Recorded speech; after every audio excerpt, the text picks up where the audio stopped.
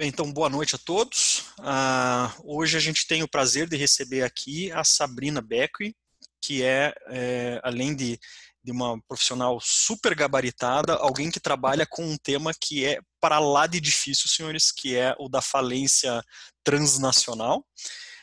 Quando eu convidei a Sabrina, já conhecendo essa predileção dela por assuntos tão esotéricos e tão difíceis assim, tão difíceis de localizar, eu pedi para que ela viesse falar para vocês um pouquinho disso. A Sabrina tem mestrado e doutorado pela USP, ela é conselheira estadual da OAB, ela tem um LLM feito na Suíça, né, Sabrina, se não me falha a memória, então ela tem assim uma formação muito sólida acadêmica e ela tem uma formação profissional também muito sólida na advocacia, né? E por isso ela vai poder passar para a gente aqui uma visão desse fenômeno que é difícil de enxergar para quem não está acostumado, e quando a gente olha, a gente ainda, eu mesmo conversando com ela, fazendo um convite, eu falei, olha, eu lembro de um caso, eu só sei que ele existe, porque para mim ele é um nível de complexidade tão grande que eu não quis enfrentar, não. Então, Sabrina, seja bem-vinda à nossa reunião aqui. Agradeço que você tenha aceito esse nosso convite, e que bom que a gente pode conversar então em alto nível, pelo menos do seu lado, né, sobre falência transnacional. E daí eu começaria já te pedindo a tua saudação inicial, mas também já te fazendo essa pergunta: o que caracteriza essa falência como sendo transnacional? O que faz com que ela seja diferente das outras? Boa noite, Fred. Boa noite a todos os alunos. É um prazer poder colaborar com a pesquisa que você conduz. E já entrando no tema, né, eu espero que ao final vocês saiam daqui achando que não é tão difícil, até porque há uma grande probabilidade que até o final do ano a gente tenha uma legislação específica sobre isso. Então, já é um tema para quem gosta de direito empresarial, quem gosta de direito falimentar e, obviamente, se vocês gostam de direito internacional privado, é um tema que não vai ser só acadêmico, né, e o Brasil vai, de fato, se inserir aí nesse contexto internacional dos países que adotam alguma legislação a esse respeito. Mas o que a gente pode entender por falência transnacional, transfronteiriça, ou usando um termo mais genérico, insolvência, para abarcar tanto procedimentos de liquidação, né, que é propriamente a falência, como os procedimentos que visam a recuperação da atividade, seria aqui no caso do Brasil a recuperação judicial, a recuperação extrajudicial, nada mais é do que o reconhecimento desses procedimentos que a gente tem na seara doméstica, mas quando envolve um devedor, né, via de regra o empresário, que tem atividades e bens espalhados em mais um país. Então, é o reflexo da globalização. Então, que a crise de empresas que são puramente domésticas acaba envolvendo bens e atividades dentro do Brasil, por assim dizer, quando a gente tem uma crise de uma empresa multinacional, há uma grande tendência de que vai ter reflexos sobre atividades ou bens que sejam sediados em outros países.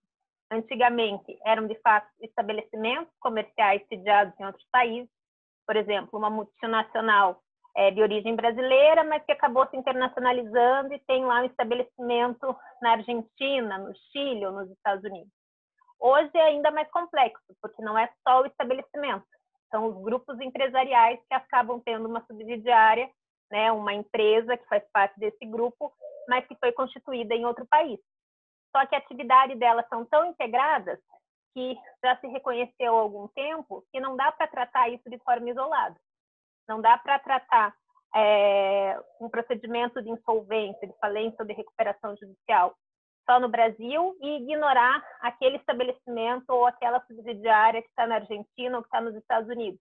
Porque isso prejudica não só o devedor, no que diz respeito ao valor que os ativos dele podem sofrer de perda por conta dessa segmentação, de ignorar o que está acontecendo em um outro país, como também pelos credores que vão ser prejudicados se segmentar essas atividades, esses ramos, né? A gente tem vários exemplos de empresas que a atividade é tão unida, né, que a receita produzida, às vezes, lá fora acaba sendo relevante para a atividade no Brasil e no outro sentido também. Uma receita que é produzida aqui ou parte de uma atividade que é produzida aqui é relevante para o que está sendo produzido por esse grupo empresarial em outro país. Ou até dentro de uma cadeia global de valor, por assim dizer, de um processo produtivo, uma segmentação, né? É difícil a gente pegar hoje um produto que seja 100% de uma nação, né? Às vezes, uma fonte de matéria-prima está em um país, uma mão de obra especializada está em outra, uma divisão de patentes e investimento em tecnologia está em outro país, mas tudo isso está envolvido dentro de um grande núcleo desse grupo empresarial. Então, quando a gente fala de falência transnacional ou insolvência transnacional, a gente está reconhecendo esse efeito da globalização, em que a atividade empresarial ela pode ultrapassar as fronteiras de um país. E tem uma definição que eu acho que é bem objetiva do Reinhard Bork e do Renato Mangano, que ele diz o seguinte: enquanto a legislação doméstica ela coordena a pluralidade de credores, quando eu tenho uma regulamentação transnacional da falência ou da insolvência, o que eu estou fazendo, na verdade, é coordenar a pluralidade de procedimentos que vão ser instaurados em diferentes jurisdições, em diferentes estados, e a interface desses procedimentos com o direito local. Por isso, ele é realmente um assunto que envolve muito o direito internacional privado. E me parece, Sabrina, se eu não estou equivocado, que é um assunto para lá de... Ele é um assunto que já está circulando há algum tempo. Então, quando a gente fala, por exemplo, das montadoras de carros, aí você estava falando da receita de um país ajudando o outro. Eu lembrei do caso da GM, se não me falha a memória, que a empresa brasileira ajudou a restaurar a sanidade financeira da americana, mas também é um assunto de momento na medida em que a gente não sabe bem os efeitos aí desses efeitos econômicos. A gente imagina os efeitos econômicos da pandemia e já se anuncia aí no horizonte problemas muito grandes em alguns setores, como por exemplo o setor aéreo, né, em que a gente vê esse parcelamento da atividade acontecendo. E a Latam, né, vai dar muito pano para manga, porque ela ingressou com procedimento de recuperação nos Estados Unidos, mas agora envolvendo todas as empresas do grupo, a empresa chilena, a empresa colombiana, inclusive a Latam Brasil. Então, a gente pode discutir isso mais para frente, para tratar de alguns casos, mas mostra que não é meramente acadêmico. A gente tem, sim, grupos brasileiros que estão passando por isso. E se pegarem aí, desde 2008 para cá, aumentou muito as repercussões transnacionais de recuperações judiciais iniciadas no Brasil, envolvendo subsidiárias estrangeiras. Então, desde o grupo OSX, passando por todas as construtoras, OAS, a Debrecht, que estavam envolvidos no escândalo da Lava Jato, né? A Oi também, todas elas tiveram alguma repercussão porque tem sociedades subsidiárias constituídas fora do Brasil e precisavam, de alguma forma, atrelar isso ao processo que foi iniciado no Brasil. Então, é um assunto que está ganhando cada vez mais a atenção do Poder Judiciário e provavelmente até o final do ano a expectativa é que a gente adote a regulamentação que existe na seara internacional também no Brasil, que a gente incorpore isso. É isso que eu ia te perguntar, porque assim, é um assunto de tamanha complexidade, porque ela vai envolver aí, é claro, aspectos societários, aspectos, obviamente, de liquidação, aspectos contratuais, consumidor, tributários, etc. E aí, a pergunta que eu te faria na sequência era justamente isso, se a gente tem algum padrão internacional que tenta, de alguma forma, organizar isso, justamente em razão dessa complexidade toda que a gente tem nesse tema, né? Sim. A gente tem um trabalho muito intenso produzido pela Uncitral, né? Historicamente, vários países já tiveram legislações de insolvência, né, de falência, com algum aspecto transfronteiriço. Então, o Brasil teve lá o Código de Bustamante, outros países aqui da América do Sul tiveram a Convenção de Montevidéu, mas isso já ficou meio que para a história, né? De aplicação prática não era tão relevante porque os mercados não eram integrados como são hoje. Mas, principalmente desde a década de 90, a gente tem uma discussão bem assídua na Europa e nas nações mais ricas de padrões para regulamentar esses processos de falência transnacional. Nós tivemos alguns casos bem importantes na década de 90, depois com a crise asiática isso se intensificou, e aí quem acabou assumindo, né, o grande papel de disciplinar e coordenar, porque tinham várias iniciativas espalhadas, do Banco Mundial, do FMI, da OCDE, dos países europeus, e aí acabou que tudo isso congregou na UNCITRAL, né? Imagino que seus alunos já estejam familiarizados, é um braço da ONU que discute e busca harmonização e, em certa medida, unificação de legislações de interesse do comércio internacional, né, direito societário, arbitragem, tem uma série de grupos dentro da UNCITRAL, e tem um grupo específico para tratar a insolvência, que editou a Lei Modelo de Insolvência Transnacional em 1997. Só que essa Lei Modelo, né, na forma como ela é produzida, ela é um instrumento de soft law. Então, a UNCITRAL, ela congrega vários países, ela congrega associações especializadas, e aí ela discute legislações, né? Tem também algumas convenções, mas principalmente na área de insolvência, através dessa lei modelo.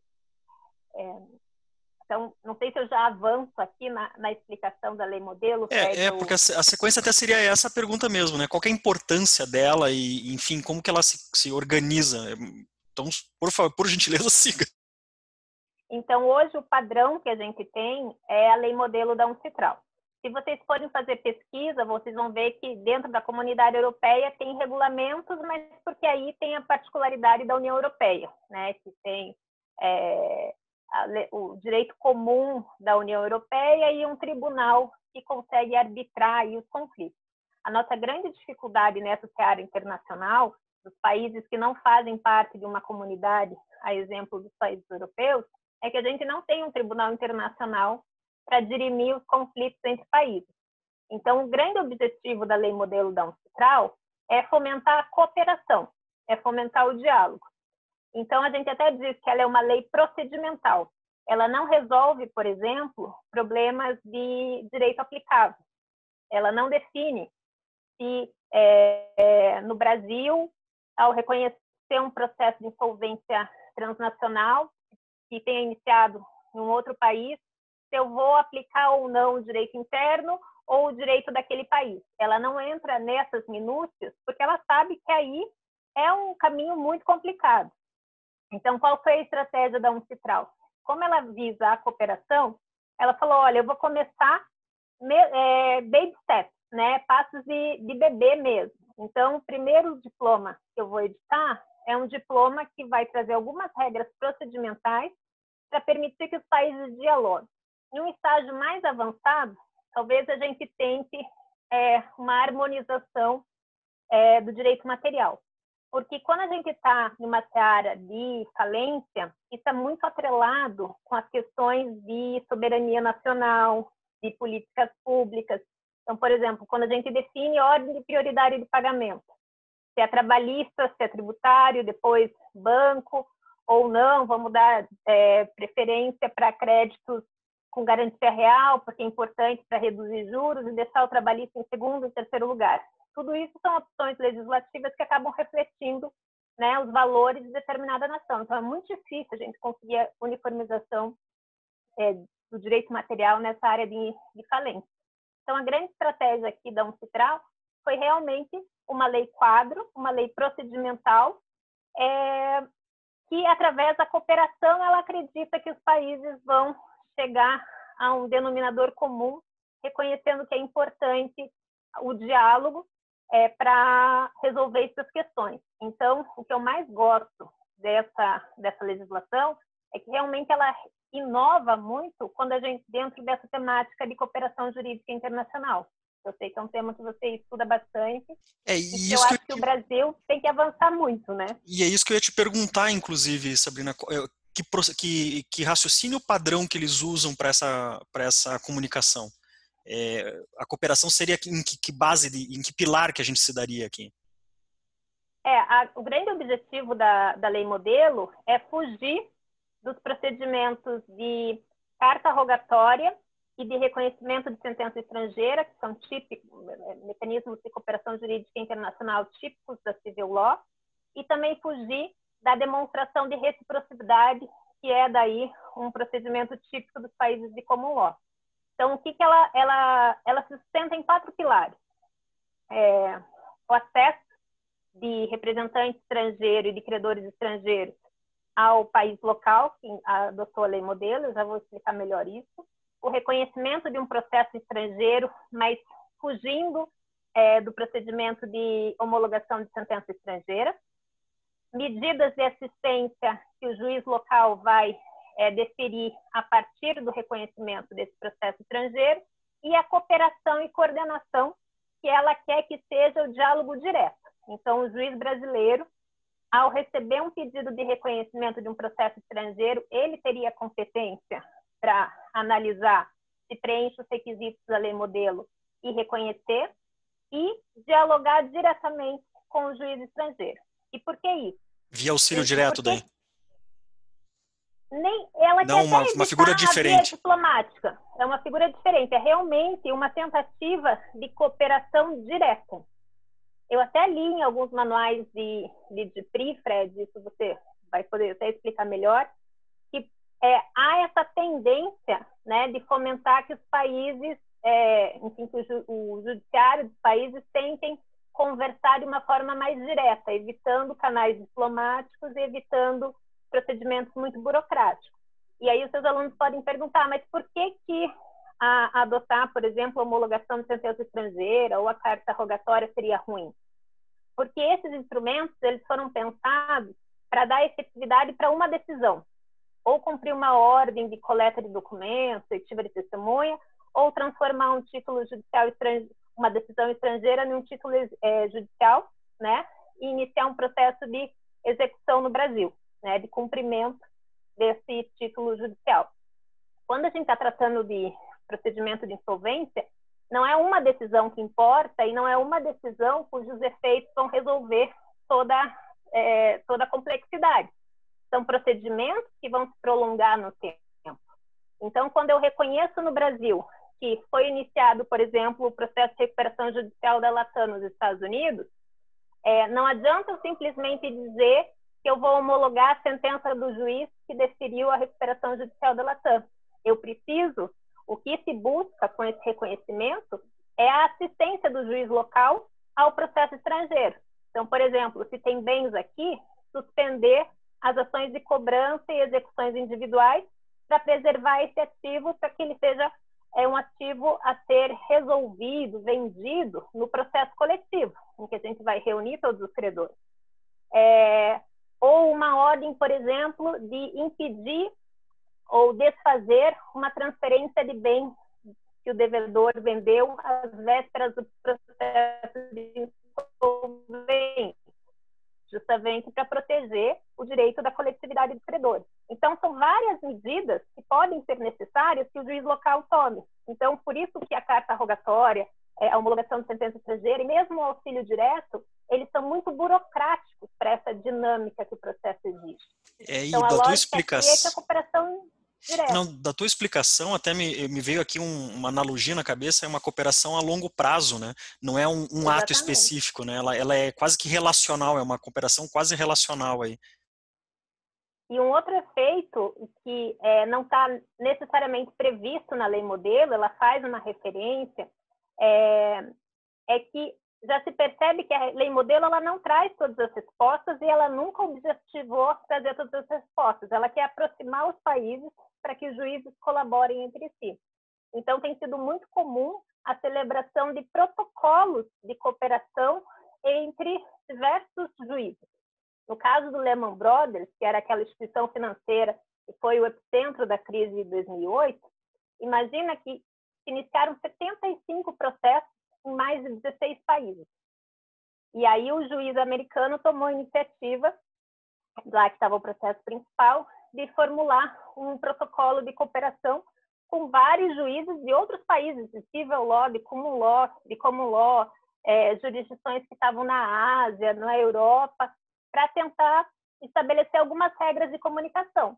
Porque essa comunicação entre os juízes também precisa respeitar o devido processo legal, né? As partes precisam acompanhar isso. Não pode ser um telefonema, simplesmente combinar o que vai ser feito, sem dar o direito de transparência, né? Das partes opinarem ou recorrerem de alguma decisão.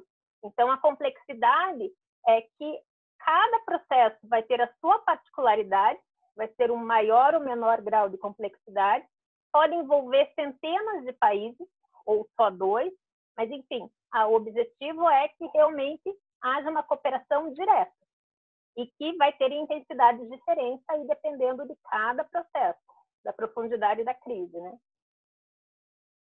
Sabrina, me diz uma outra coisa. Você falou aqui de uma proposta de uma legislação que talvez a gente tenha até o final do ano, essa legislação, e que ela seria, do que eu estou concluindo aqui, ela teria base dela, as discussões que estão acontecendo para que ela seja reformulada são feitas com base nessa legislação modelo.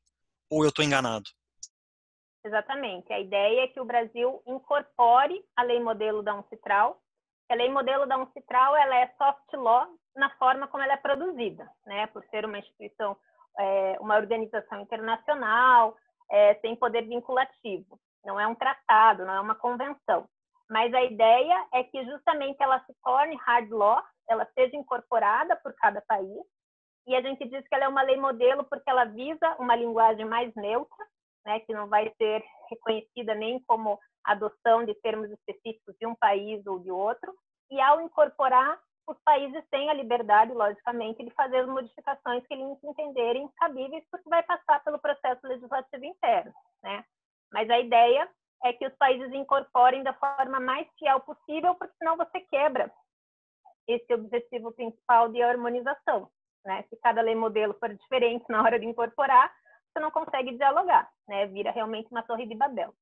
E aqui no Brasil, essa proposta de incorporação da lei modelo, ela está em vários projetos de lei, mas o que está mais avançado hoje é no projeto de reforma da Lei 11.101, começou no projeto 10.220 de 2018 e hoje está tramitando tudo junto no PL 6229 de 2005.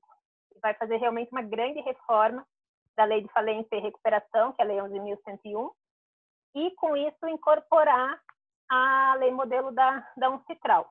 Eu visualizo nesse projeto, né, uma grande vantagem para o Brasil. Eu acho que está mais do que na hora, e a Lava Jato expôs isso, né, estão aumentando muito os casos de falência e recuperação judicial transnacionais envolvendo multinacionais brasileiras, mas talvez a gente tenha um probleminha nessa legislação, porque há uma referência à homologação de sentença estrangeira, respeitando lá a competência do STJ. Então, acho que vai dar pano para manga aí na forma como o Brasil vai incorporar, porque ele diz que, no que for possível, vai aplicar o procedimento de homologação de sentença estrangeira, e no resto ele meio que traduz, né, copia e cola a lei modelo da UNCITRAL. E, na minha visão, isso é absolutamente incompatível, né? Então, acho que vai dar aí bastante espaço para discussão, mas, sem dúvida nenhuma, é algo para acompanhar e os alunos, enfim, ficarem atentos, porque pode ser direito interno muito em breve. Já vão se preparando aí para enfrentar o professor de falência já atualizados, né? Aproveitar, sair na frente. Sabrina, eu queria te perguntar ainda se você tem conhecimento de algum país que já tenha incorporado a lei modelo, da forma como o Brasil está fazendo, pelo menos, e uma segunda questão que seria se você conhece algum caso que já tenha sido, que tenha tramitado, tenha sido tratado dentro desse contexto de uma legislação influenciada pela lei modelo, se isso já existe. Na verdade, a lei modelo ela recebeu uma grande chancela aí da comunidade internacional a partir de 2005, porque ela foi incorporada pelos Estados Unidos, foi incorporada pela Austrália, Nova Zelândia, Inglaterra. Então, nações que realmente são muito relevantes no comércio internacional adotaram a lei modelo com pequenas modificações. Então, é bastante fiel ao texto proposto pela UNCITRAL. E aqui na América do Sul, a gente tem o Chile, que incorporou em 2015, e de uma forma mais estendida aí nas Américas também, a Colômbia, que também já incorporou. Então, ela tem sido muito utilizada em casos internacionais. Esse caso do Lehman Brothers, por exemplo, foi utilizaram a lei modelo. Tem um outro caso também foi bem interessante da Nortel Corporation, que envolve uma sociedade canadense, e aí ela tinha, essa sociedade canadense, esse grupo, na verdade, tinha mais de 130 anos de existência e subsidiárias espalhadas em mais de 100 países.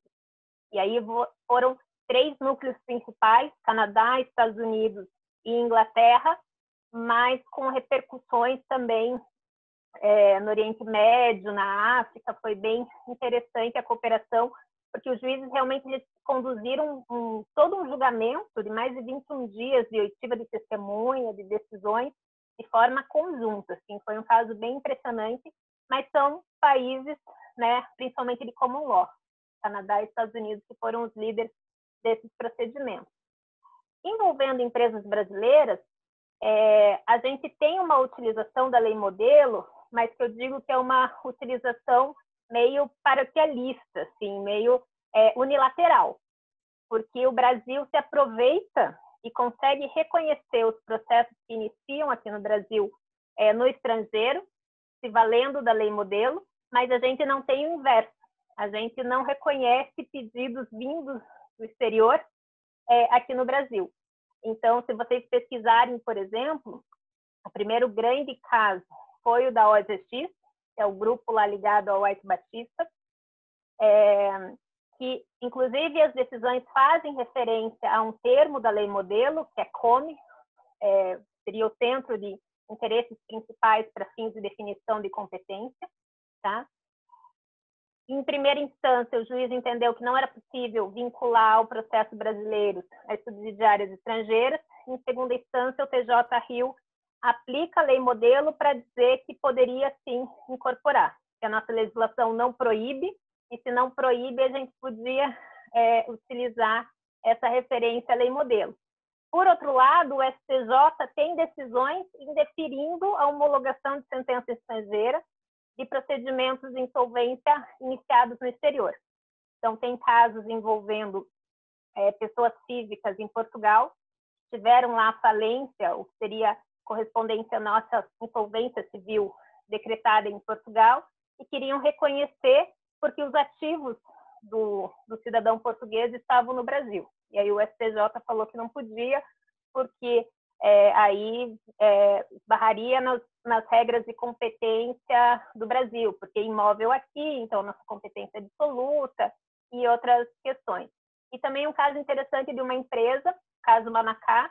A empresa estava, na época, em recuperação judicial aqui no Brasil, e a empresa mãe, né, o acionista, era uma sociedade estrangeira que teve a falência decretada, acho que na Alemanha. Só que o grosso do ativo dessa sociedade estrangeira era a participação que ela tinha aqui na sociedade brasileira. E ela tentou, via homologação de sentença estrangeira, reconhecer, né, o processo de falência que iniciou lá fora, e o STJ disse que não, porque isso prejudicaria a recuperação judicial que tramitava aqui.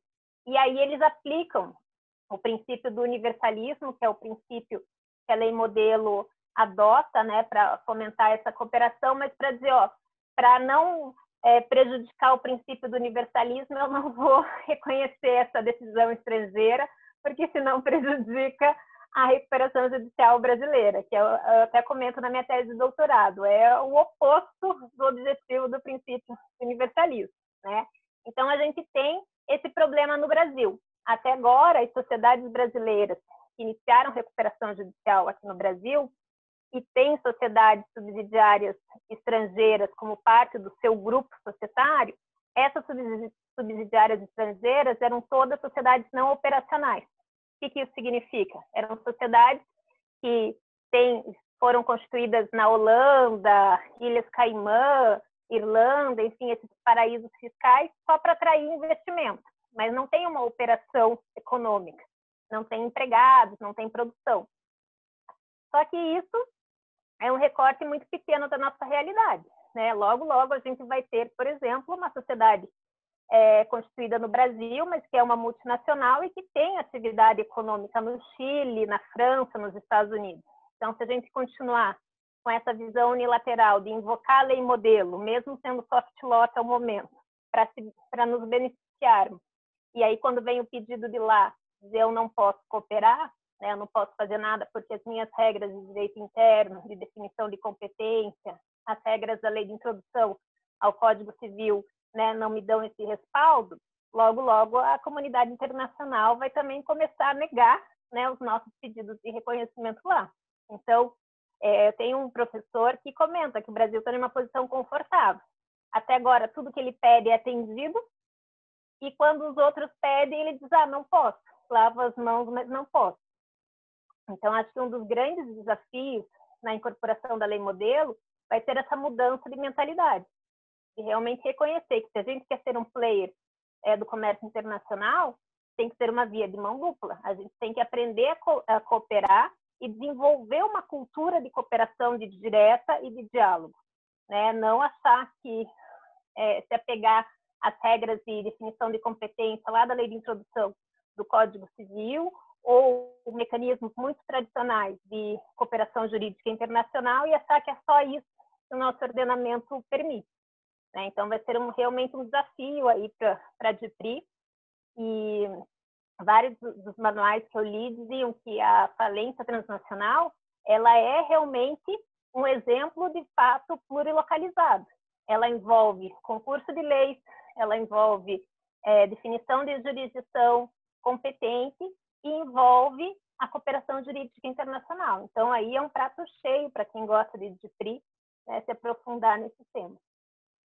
Para quem gosta de ter problema, né, sem solução, esse é mais uma possibilidade, né? Sabrina, eu queria fazer uma última pergunta para você. O que leva uma pesquisadora a cair em um tema tão árido quanto a recuperação e a recuperação transnacional? Conta um pouquinho para eles o porquê que você chegou nesse tema. Então, Fred, assim, você me conhece, nós somos amigos há muito tempo, eu nunca fui uma especialista em DIPRI, nem sou, né, sou uma aventureira, mas sempre gostei da matéria de falência e recuperação, e aí, durante meu mestrado, eu comecei a estudar mais a fundo essa questão da lei modelo da Uncitral, o professor da USP, o professor Francisco Satiro, me envolveu nas reuniões da Uncitral, então hoje eu acompanho, como parte da delegação brasileira, as reuniões do grupo lá da Uncitral, representando o Brasil, e aí fui mergulhando. Então, para mim, assim, foi realmente um desafio na hora que eu fui fazer a minha tese nesse tema, estudar mais a fundo a parte do direito internacional privado, porque eu estava na parte de falência, e aqui não tem como deslocar as duas coisas. Então, foi meio assim, casos da vida, sabe? Você está fazendo pesquisa, acha um tema interessante, começa a puxar aquele novelo, vai puxando, e acabou virando o meu grande assunto aí, tanto que nas duas coletâneas que você fez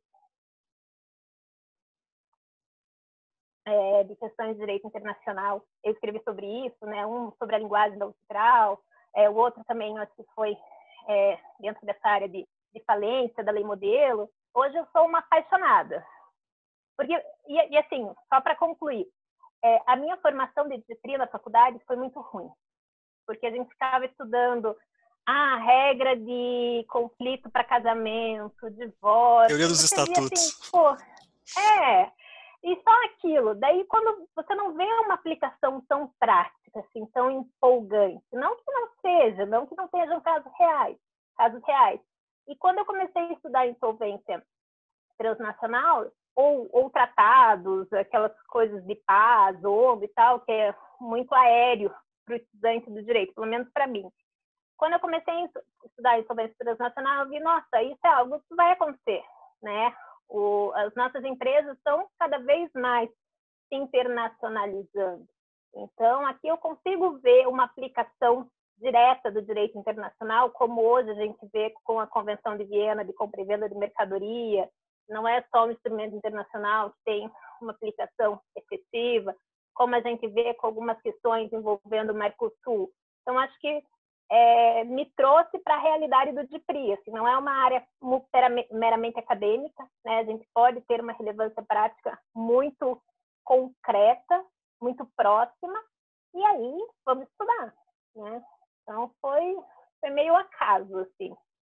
Sabe que dessa tua fala e desse teu tema, assim, o que eu acho que dá para destacar primeiro é isso, né? A gente privatista, de um modo geral, gosta de olhar para as coisas e ver a utilidade daquilo, né? De tentar entender o porquê Exatamente, e ver aonde que vai seguir, exatamente. né? Mas você, assim, é um tema que ele é muito complexo, ele envolve muitas coisas, mas e durante toda a tua fala você foi indo para elementos que são os elementos, né, que eu sempre tive para mim como elementos de futuro do direito, né? Então, por exemplo, soft law, trabalho das organizações internacionais nesse fomento de um instrumento que vá ser ou não utilizado pelos diferentes estados, a trocar postura, né, a Uncitral trocando a postura com os anos de tratados, de projetos de tratados para leis modelo. Então, assim, me parece que a tua escolha foi muito feliz. Não só o tema, hoje para mim é evidente que ele tem aplicação prática, mas ele, quando você escolhe lá atrás ele como uma categoria para estudar, você conseguiu enxergar uma coisa que muito pouca gente na época, pelo menos aqui no Brasil, né, muito pouca gente estava enxergando na época. Sim, sim. A gente estava discutindo reforma de legislação poucos anos antes e ninguém nem falou disso, né? Então, assim, eu te parabenizo pela escolha desse tema pelo jeito como você fala dele, porque você fala assim, de uma suavidade, é tranquilo e tal, é assim, sabe? E eu sei que não é nada disso, não. O último caso que eu me interessei para saber disso, eu confesso aqui, foi o caso Parmalat. O último caso, que até eu brinquei com você, né? Depois Sim, disso, quando sim. me falam de falência transnacional, eu falo assim, meu Deus do céu, isso aí é uma confusão tão Não, grande. mas o caso Parmalat foi bem difícil, até porque dizem que a nossa Parmalat Brasil era sólida, né? Ela só teve a falência decretada por conta de toda a confusão na Itália, na Irlanda e toda a confusão de corrupção, na verdade, né? O caso Parmalat na Europa foi um grande caso de corrupção. Mas é bacana que ela é citada, ela e o caso Varg, como histórico aí de insolvência transnacional, porque ali foi feita uma cooperação ad hoc, no sentido que os juízes brasileiros dialogaram com os juízes estrangeiros. Na Parmalat, dizem que isso funciona melhor. No caso Varg, os juízes daqui foram até Nova York, conseguiram o que queriam, que era não, naquele momento, evitar o arresto das aeronaves que estavam lá nos aeroportos americanos. E quando o juiz americano fez o mesmo pedido aqui no Brasil, a resposta foi: sinto muito, minha legislação não permite. Então, mas foi ali o início, já mostrando que o Brasil precisava olhar para isso, né? E Mas eu acho. até, assim, eu ia só fazer um comentário sobre a Uncitral. O Brasil precisa mudar a postura dele na Uncitral, porque a Uncitral mudou a sua postura. Então, ela está evitando os tratados, que é uma questão política, indo mais para esses instrumentos de soft law, que são instrumentos técnicos. Então, na reunião do grupo 5, que é o grupo de insolvência, os países assim mais avançados, eles não vão com delegações diplomáticas, eles levam os professores. Então, são os grandes especialistas das universidades inglesas, americanas, que vão lá para tentar construir o texto, porque aquilo lá não é vinculativo a ninguém, vai precisar passar pela legislação interna. E o Brasil tem uma postura que ele não quer se manifestar, assim, isso meio em off, tá? Porque acha que está assumindo um compromisso internacional, e não está lá para debater, né, o que é eficaz, o que é bom para o comércio internacional.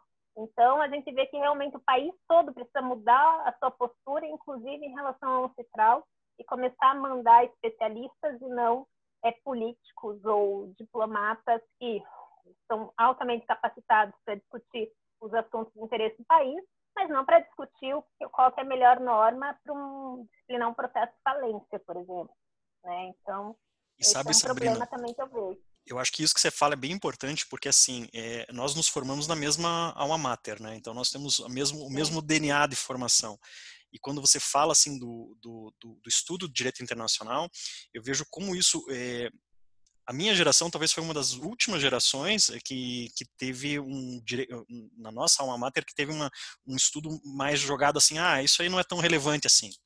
E a partir da sequência, a gente começa a ver que os professores, pelo menos na nossa universidade, lá onde a gente se forma, eles começam a ter um olhar um pouco diferente.